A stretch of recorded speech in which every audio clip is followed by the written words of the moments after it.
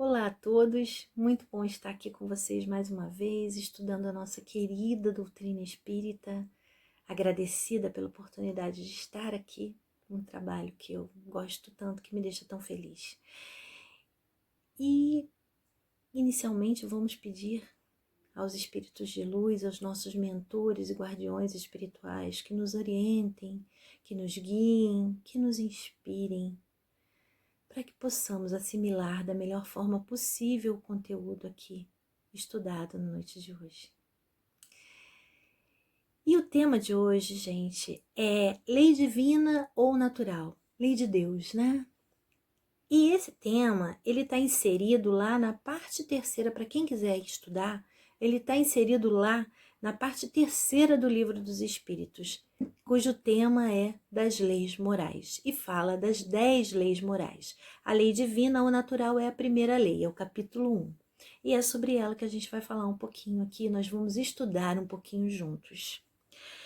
Para falar de lei, é preciso que a gente defina a lei, né? Lei é um conjunto de regras, um conjunto de normas que nos são impostas para que possamos viver em sociedade. Para quê? Para que possamos viver em harmonia, para que possamos viver em equilíbrio, respeitando uns aos outros. Ela é obrigatória a uma certa comunidade, né? Para a organização daquela comunidade. Há uma certa comunidade, por quê? Porque ela vai de encontro aos anseios e necessidades de cada grupo. Nos Estados Unidos, eles têm uma constituição diferente da nossa. Nos Estados Unidos, eles têm, usando como exemplo, né, para mostrar a diferença, Estados Unidos, eles têm pena de morte. No Brasil, nós não temos, graças a Deus. Então, aí, para vocês verem como ela vem realmente de encontro às necessidades de cada grupo, necessidade daquela sociedade, né? A lei humana, e outra coisa, ela é obrigatória. Então, se ela for violada, a gente vai responder por meio de uma penalidade, de uma sanção. A gente pode ser preso, dependendo do tipo de infração cometida, a gente pode ser preso, a gente pode pagar uma multa, a gente pode fazer um trabalho voluntário, enfim. São inúmeras as formas de penalidade para quem infringe a lei humana. A lei humana, né, e a gente está falando aqui agora de lei humana, a lei humana ela é transitória, ela muda de acordo com o tempo, com os costumes daquele grupo específico para quem ela é dirigida. Por exemplo, a lei que aboliu a escravatura, salvo engano, 1800 e alguma coisa, né? Então, naquela época existia a escravidão.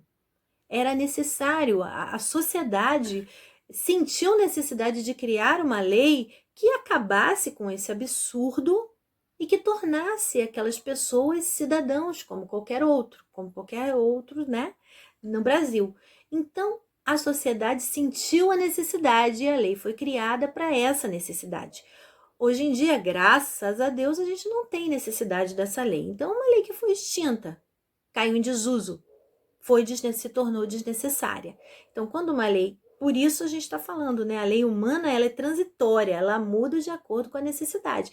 Não houve mais necessidade da lei, ela foi extinta. Além das leis humanas que nos são impostas, nós trazemos dentro de nós também princípios que denominamos leis morais. E é sobre essa primeira lei moral que a gente vai falar. A primeira dessas leis morais é a lei divina ou natural. Diferente da lei humana que foi criada pelo homem, que é falível, que é imperfeito, que muda de acordo com o tempo, a cabeça do homem vai mudando de acordo com o conhecimento adquirido, vai mudando de acordo com a necessidade do grupo. Então, por isso a lei humana precisa mudar. A lei divina não, ela tem por característica principal ser imutável e eterna, porque quem criou foi Deus, e Deus é perfeito. E tudo que ele faz é perfeito. Então, não tem por que ela mudar, porque ela não tem necessidade, ela não tem imperfeição. Ela é perfeita, como tudo que Deus criou na natureza, com perfeição e regularidade. Todas as leis da natureza são criadas, são divinas, ou seja, são criadas por Deus, né? E dentre as leis divinas, umas regulam o movimento e as relações da matéria bruta, essas são as leis da física, que são lá estudadas, pertencem e são estudadas pela ciência. A gente não tem nem nem gabarito nenhum para falar sobre isso. Então, estamos só exemplificando, né? Um exemplo, lei de gravidade. Outras dizem respeito ao homem e a sua relação com ele mesmo, com Deus e com o próximo. Essas são as leis morais. Então, a matéria de estudo das leis morais são o homem, sua relação com ele mesmo, com Deus e com o próximo, com o seu semelhante.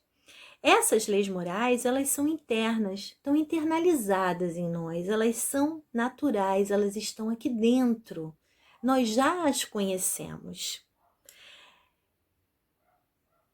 Basta pensar, por exemplo, eu não tenho a certeza, eu não tenho aqui dentro de mim, não é natural eu saber que eu não posso matar o meu semelhante? É natural, eu tenho certeza disso. É claro, existe uma lei humana que penaliza severamente aquele que faz isso, que comete esse crime. Mas se não existisse, ainda assim eu saberia que eu não posso fazer, porque é natural, está dentro de mim essa certeza. Da mesma forma que eu estou prestes a sofrer um acidente, eu me protejo. Por quê? Porque é natural, é da lei de conservação eu me proteger.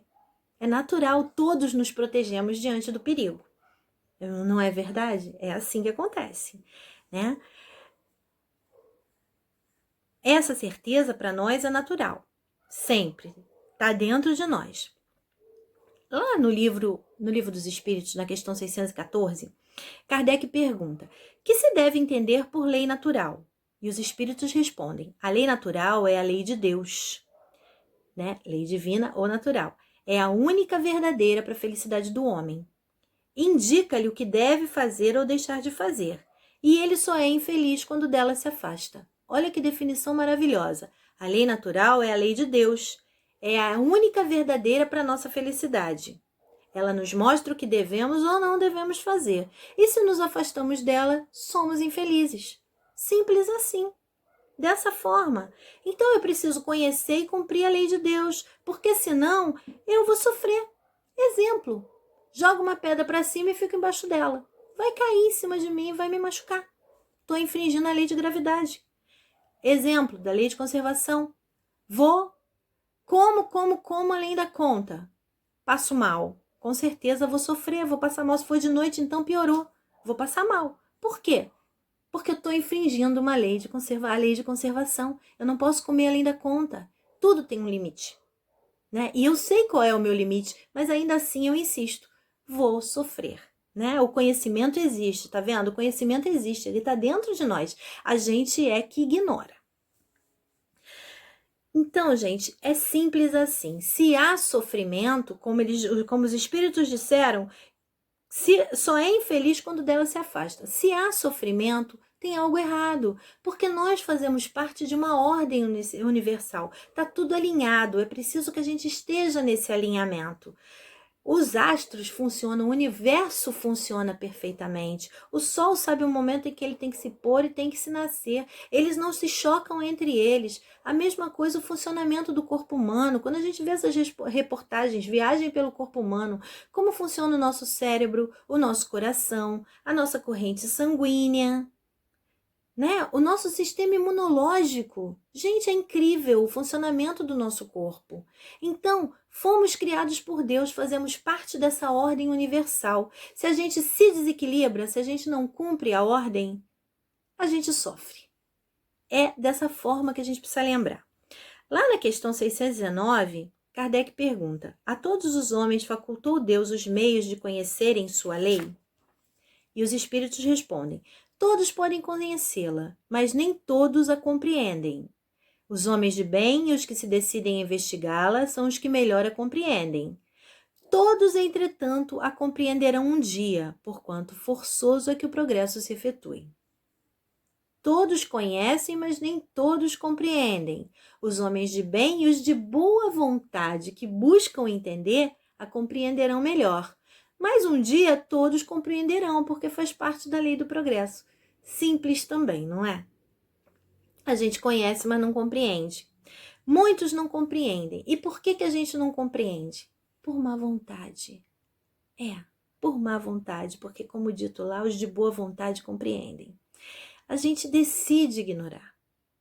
É mais fácil. O nosso egoísmo ainda domina. Os nossos maus instintos ainda dominam. E para conhecer, se eu conhecer, eu vou ter que me modificar. Como é que eu posso dizer que eu amo a Deus se eu não consigo amar a mim mesmo, como além da conta e passo mal? Como é que eu posso dizer que amo a Deus se eu não amo o meu semelhante, eu não amo o meu familiar que vive comigo, que faz parte da minha família, do meu grupo? Eu preciso conviver e eu não amo, eu não compreendo, eu não entendo, eu não tolero e não aceito as diferenças. Caridade, olha aí a falta de caridade. Então, é mais fácil ignorar. Eu sei, mas eu não consigo seguir. Mesmo exemplo, o diabético. Ele sabe que se ele comer, ele vai passar mal. Ele sabe que se ele comer, às vezes ele não vai passar mal, mas ele vai dilapidar lentamente o seu organismo. Esse instrumento que foi dado por Deus para essa oportunidade reencarnatória, ele vai diminuir a sua expectativa de vida. Por quê? Que é mais fácil nós ainda somos muito falhos, é mais fácil a gente seguir os nossos maus instintos do que seguir a nossa consciência, como a gente vai ver aqui na frente, né? Eu não consigo me controlar e não tenho comprometimento. Cadê o meu comprometimento com a minha reforma? Tão importante. E a gente sabe disso, o quanto é importante a gente se reformar, o quanto é importante a gente buscar a nossa melhora diária. Então, voltando, são várias reencarnações permitindo o conhecimento da lei divina. A cada reencarnação, a gente adquire o conhecimento. A cada reencarnação. Esse conhecimento, ele é indestrutível. Né? A gente só vai somando na nossa bagagem. A nossa bagagem só vai aumentando. A cada reencarnação, a minha mochila está maior de conhecimento adquirido. Por quê? Porque a lei do progresso é inevitável, como dito na resposta dos espíritos, né?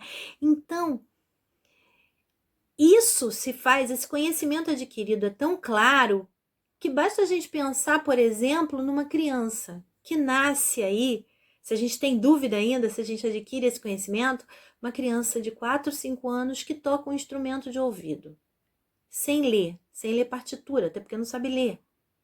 Como é que toca perfeitamente? De onde vem esse conhecimento? Dessa vida? Não, com certeza não. Está aí a nossa bagagem de conhecimento adquirido. E com esse conhecimento adquirido, a nossa noção do que é certo e errado só vai aumentando e a nossa consciência aflorando, como uma grande flor absorvendo todo esse conhecimento, para distinguir o que é bom e o que é ruim. Conhecereis a verdade e ela vos libertará, disse Jesus.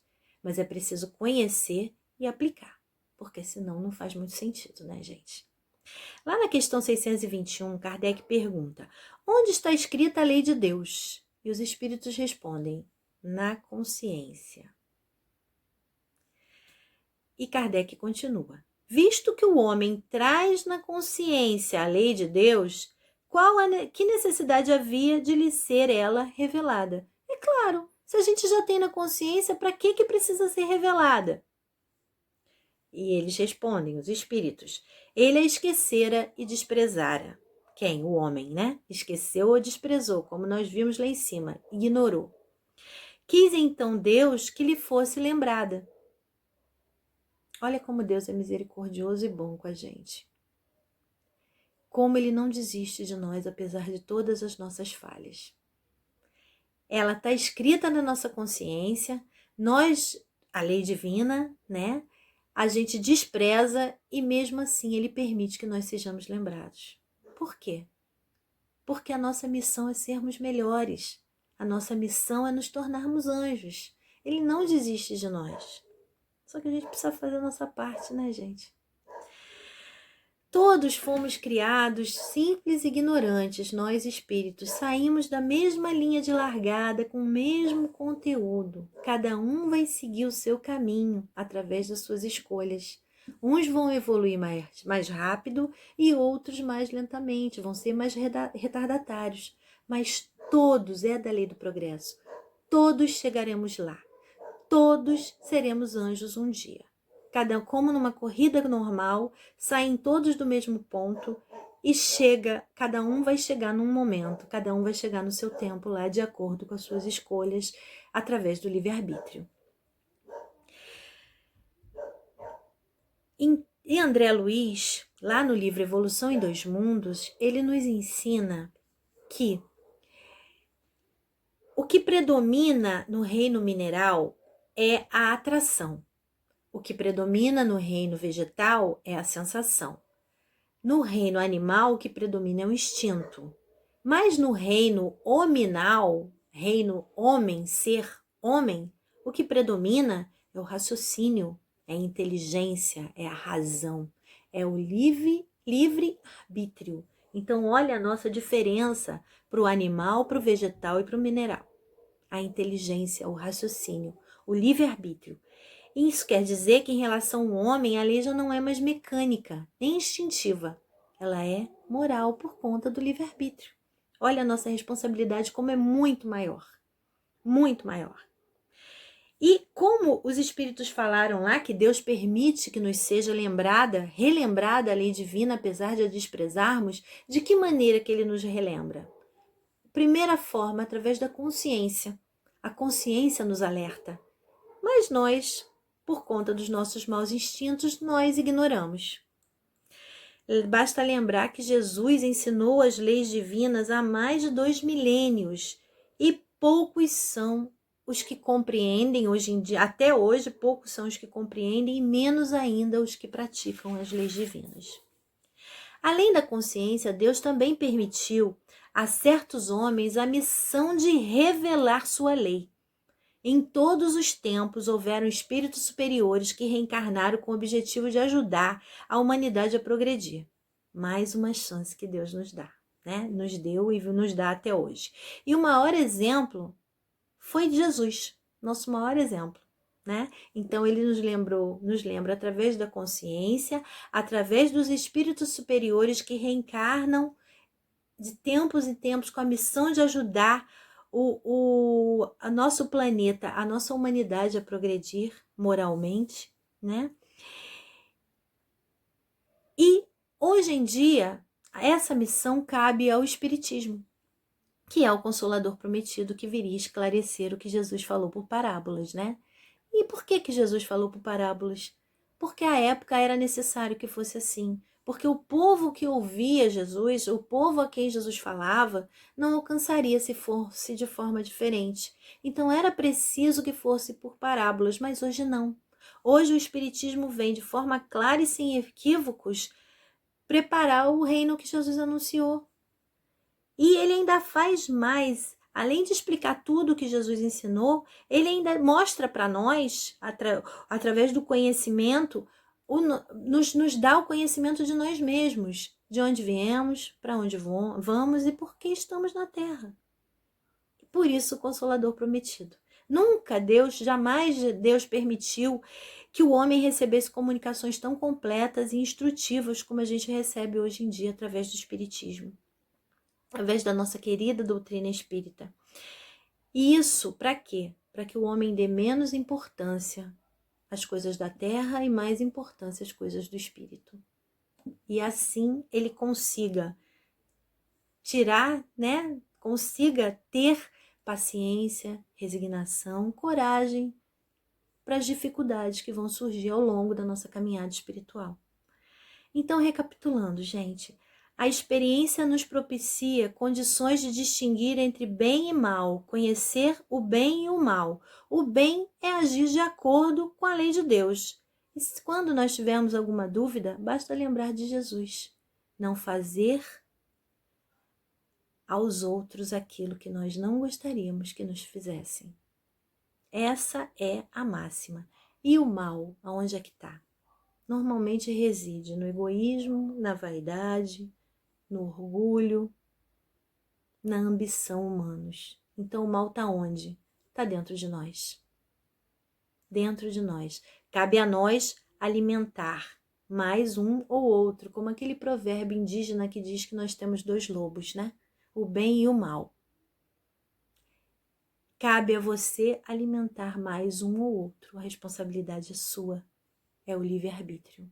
Então a gente precisa pensar sobre isso. Quem a gente está alimentando mais? É o bem ou é o mal dentro de nós? Enfim, como nós já dissemos, o bem é a única realidade absoluta, é o destino final da criação. Sermos anjos é o nosso destino final. O mal é apenas a ignorância dessa realidade. E nós somos advertidos pela dor a cada falta que cometemos.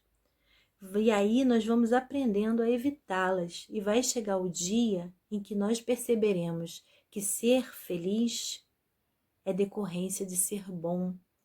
E aí estaremos praticando a lei de amor, de justiça, amor e caridade. Aí estaremos caminhando para sermos anjos. Por último, é importante a gente lembrar, a gente falar só, citar, né? Já que a gente está falando das leis morais, e nós falamos um pouco aqui da primeira lei moral, que é a lei divina ou natural, a lei de Deus. É importante a gente lembrar que são 10, né? A lei estão todas lá no Livro dos Espíritos, para quem quiser estudar na parte terceira das leis morais. Então, lei divina ou natural, lei de adoração, lei de trabalho, lei de reprodução, lei de conservação, lei de destruição, lei de sociedade, lei de progresso, que a gente falou um pouquinho, lei de conservação a gente também falou um pouquinho, lei de igualdade, de liberdade, e a última é a mais importante de todas elas, porque resume todas elas, que é a lei de justiça, amor e caridade. Então, quem tiver interessado, quem quiser estudar, dá uma lidinha lá na parte terceira do Livro dos Espíritos. E a gente falou tanto, né, do homem de bem, que o homem de bem compreende a lei divina e aquele de boa vontade também. Se a gente tiver alguma dúvida, gente, sobre o que é ser homem de bem, vamos lembrar de Santo Agostinho, tentar praticar aquilo que ele praticava.